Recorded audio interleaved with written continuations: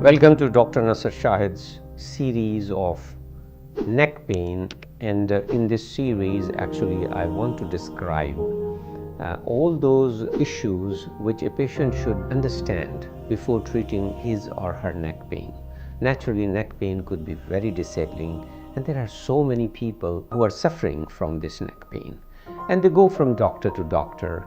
I think it's better to understand it yourself, and then under a supervision you can be a better patient. You can save the disabling time you suffered from neck pain.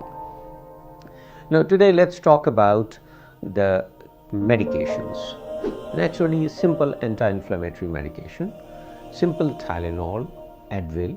You can combine Advil and Tylenol. That means the Tylenol and some anti-inflammatory, when you combine them, you need less of each and has better effect.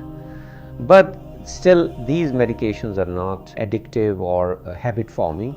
But then there is a chronic addiction of narcotic medications, and today we want to avoid those narcotic medications because they kind of mask your pain at a higher level.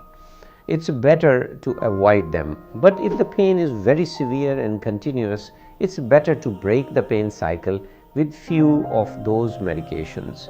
Out of those medications, I will be mentioning a detailed discussion on narcotic medications, but just here I'm mentioning that if the pain is continuous, not getting better with anti-inflammatory and Tylenol and using therapeutic modalities like ice and hot packs, then we can go ahead and use the medication which are called narcotic medications.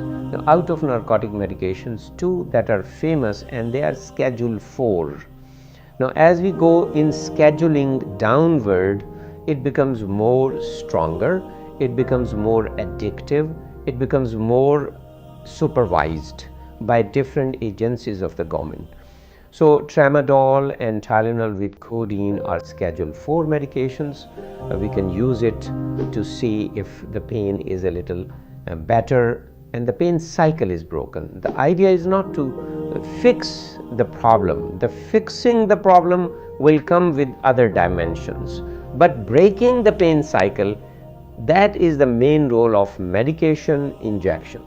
Breaking the pain cycle. Now remember, pain works in cycles, so pain causes more pain and that causes more pain, and as a result the pain becomes chronic.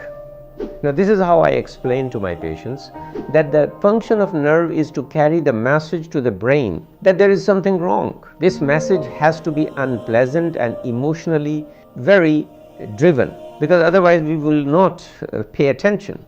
So the nature of pain message has to be unpleasant and emotionally driven, and as a result our brain give attention to that part. Now if the nerve is continuously a pain and it is continuously doing its function, it becomes more efficient. That's it. So the efficiency of a pain carrying the pain message is called chronic pain.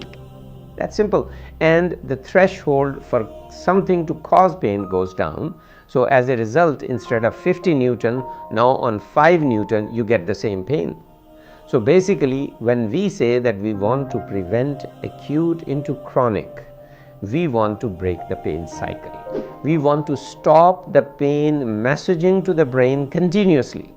So for that reason, we use anti-inflammatory medication, Tylenol, and minimum dosages of narcotic medication, which as Schedule 4 is tramadol and Tylenol with codeine, and in Schedule 3 we have oxycodone, hydrocodone, we have so many other medications.